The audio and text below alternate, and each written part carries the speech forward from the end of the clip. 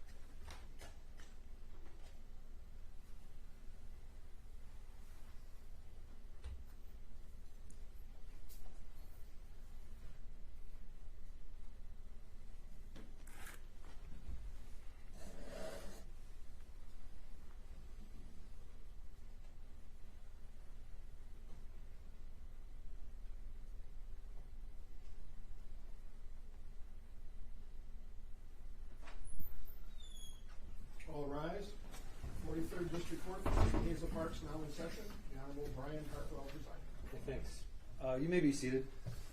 People versus Ladamian Hill, 258-0270. Okay, thank you, detectives. We'll first perform the swear to. Which detective would give testimony today? I will, sir. All right, would you stand and raise your right hand?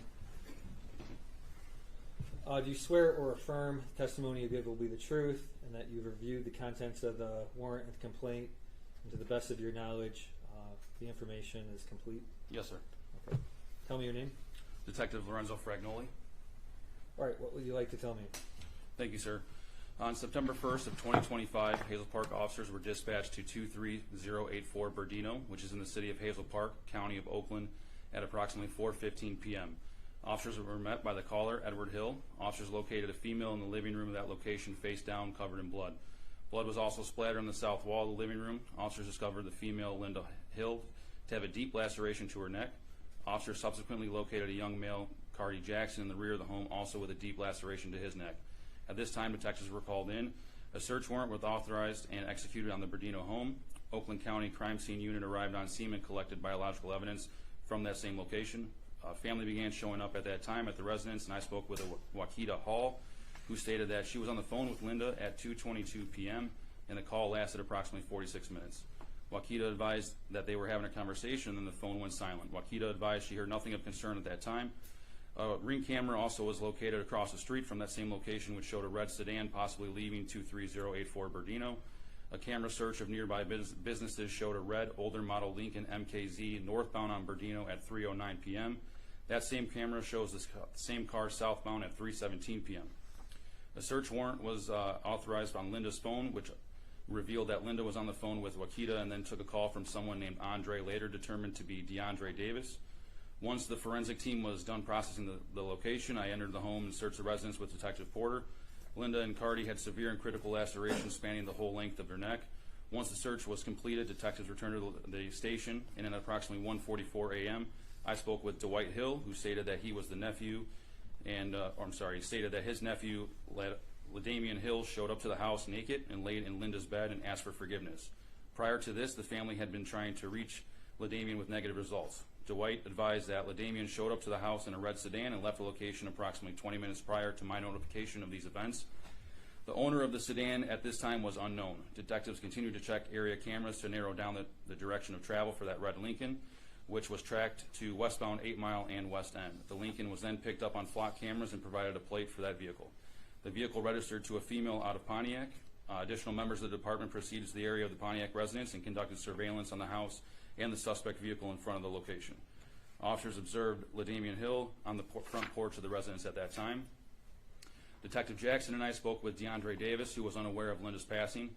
DeAndre stated they went on a date the day prior and texting the day of the murder. DeAndre advised he called Linda, which was confirmed from her call log, at approximately 2:51 p.m. and lasted until 3:17 p.m. DeAndre advised that Linda stated her brother was at the location and she had to go. The call was then ended. That time frame correlates with the times from area businesses that the red sedan was located in the area. Due to the fact that the call was ended and the area businesses caught the sedan southbound on Berdino seconds later, this indicates that the killing of Linda and Cardi happened almost immediately upon LaDamian entering the home and DeAndre ending the phone call with Linda. At this time, I authored a search warrant for the residence in Pontiac. Oakland County SWAT was notified and executed the search warrant and took LaDamian into custody without incident. On LaDamian's person was a blood-covered sweatshirt at the time of the arrest, and during the search of the residence, black jeans were recovered that had apparent blood on them as well. Home security footage was retrieved from the Pontiac house, which shows LaDamian entering the home at 6:37 p.m. on the day of the murder, wearing the sweatshirt and pants that were recovered. Additional evidence was collected from the Pontiac home and subsequently processed. A search of the red Lincoln in front of the Pontiac residence also revealed the presence of blood contained inside. The vehicle was processed as well by the Oakland County Crime Scene Unit, and the owner of the Pontiac residence and the red Lincoln advised that LaDamian was the only person using the vehicle for approximately the last 10 days. The resident stated that detectives that LaDamian showed up to the Pontiac residence naked and stated that he lost his phone and didn't want to talk about why he came home naked. This occurred after he had already showed up to the Berdino home naked.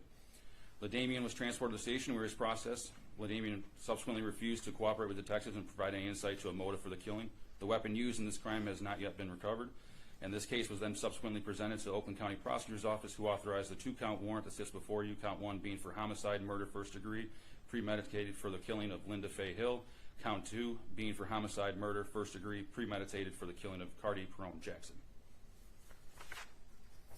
Anything else you'd like to add? We'll have a subsequent bond request, sir. The court's been presented with a proper complaint based on the factual allegations contained in the actual complaint and the sworn testimony moments ago. The court finds probable cause to believe that the accused committed the alleged offenses. I've issued the warrant and I've signed the complaint. Okay, let's shift to the arraignment.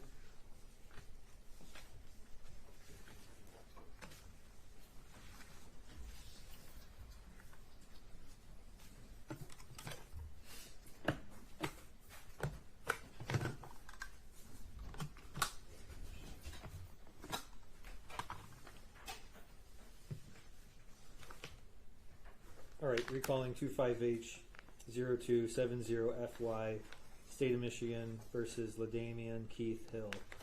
Your appearance? Yeah, Dana Wilson, appearing on behalf of the defendants, Your Honor. Defendant stands mute as to the not guilty plea be entered. He would request that the charges be read to him, Your Honor, and he would request a court-appointed attorney, Your Honor.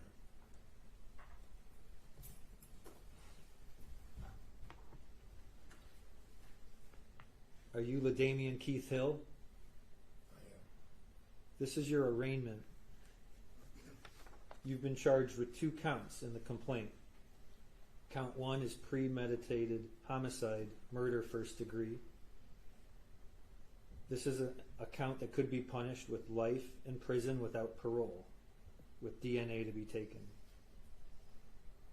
Count 2 is the same. Premeditated homicide, murder first degree. This felony could be punished with life in prison without parole and DNA to be taken. The court will enter not guilty pleas on your behalf for both of these counts. You have the right, a constitutional right, to a trial by jury. You have a constitutional right to be represented by an attorney at all stages of this case. I will give you a free attorney through all the stages in the district court. You have the right to remain silent. Anything you say or write can be used against you.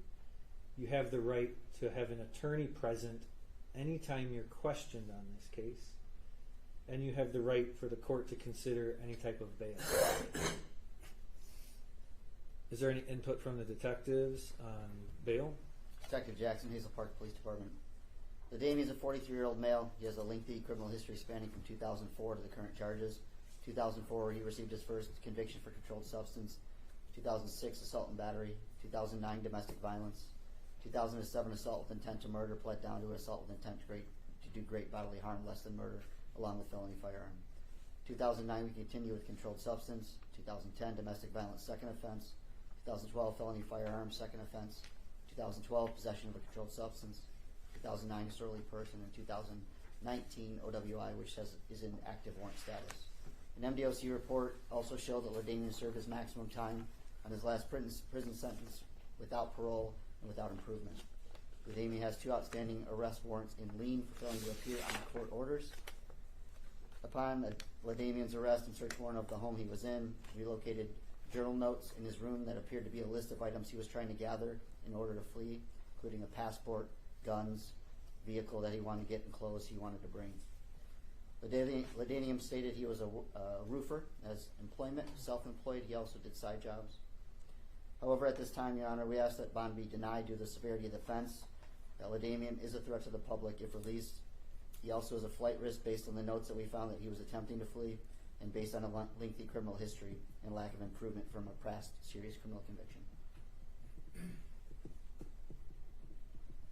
That is all. Is there any input from the county? Yes, thank you. Paige Trevor for the record. I did speak with the defendant when he was in the lockup in the Hazel Park Police Department. I did speak to his child's mother as well to verify information. He is 43, single. He has 7 children.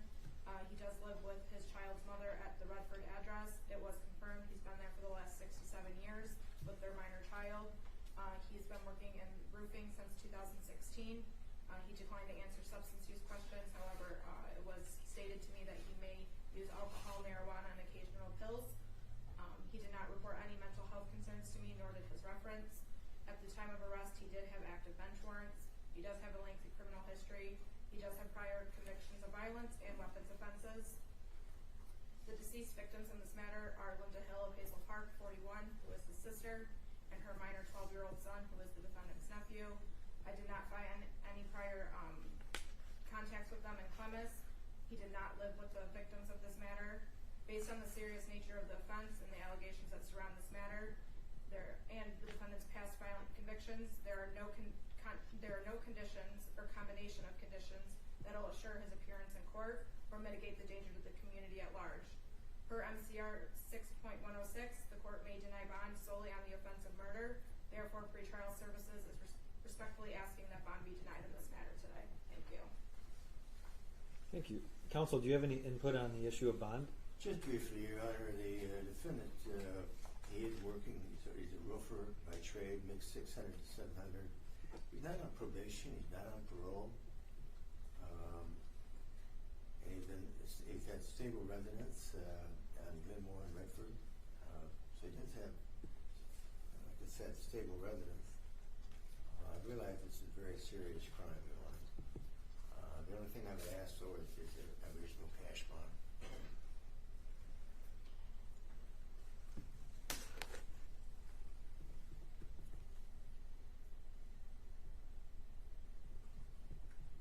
Any other input on bond? No, sir.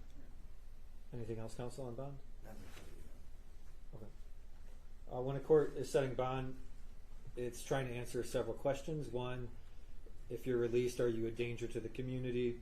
And two, what's the likelihood of you returning to court? Based on what I heard from the detectives, I am worried about that you may be a flight risk. The court can look at other things, your history of convictions, your history of showing up or failing to appear in court. I could consider the seriousness of the charges. These are as serious as it gets. I'm a little bit concerned about your failing to appear in court in previous cases. But the easier answer for me is MCR 6.106, which denies your release entirely because you've been charged with murder. So my decision to deny release and deny any type of money bail is based on that court rule.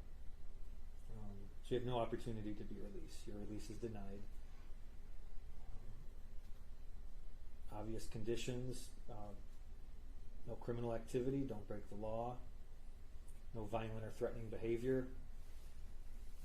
Appear in court, the sheriff will transport you to court hearings. We have to schedule several hearings now.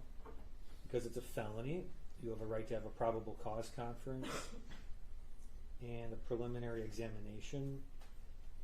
And if you're in the district court that long, because I denied your bond, you have a right to have another bond hearing within 90 days. Your Honor? Yes, sir. I don't know, did you read all the charges to the defendant? I read counts 1 and 2. Are there any other counts? No, sir. Okay, Yes, just want sir. to make sure you read all the charges. Okay. Okay, thanks for asking.